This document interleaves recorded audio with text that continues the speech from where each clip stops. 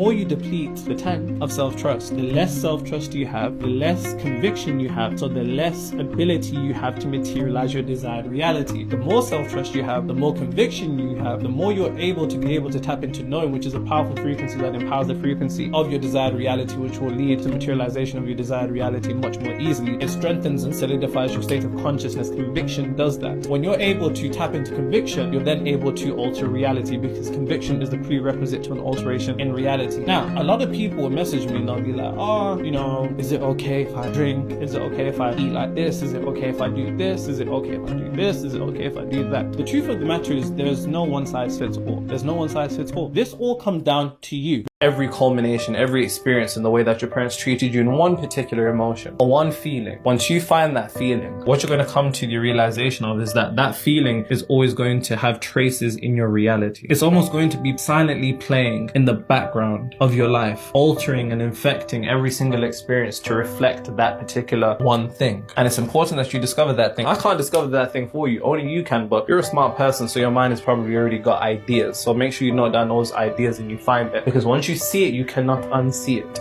And I always say that there's an invisible string that connects the mind and reality. Most people will never ever get to see that string.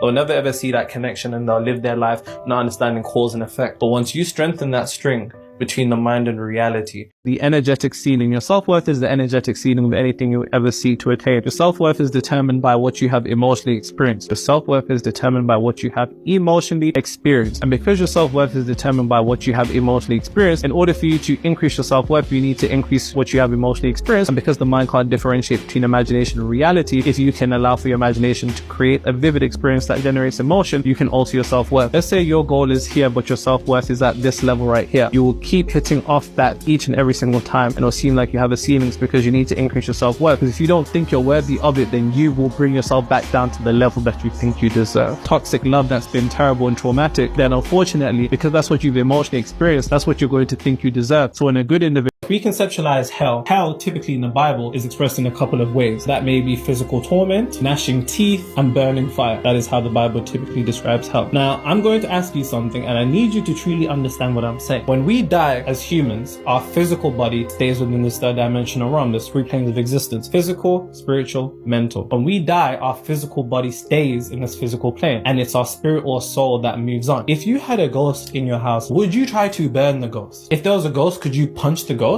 That question almost sounds stupid when I say it like that. But the idea of hell being something that God has told us what it is, it shows nothing more that it's a conceptualization that comes from somebody who's trapped in this third dimensional realm. Because your body stays when you die. How can your spirit or soul be burned?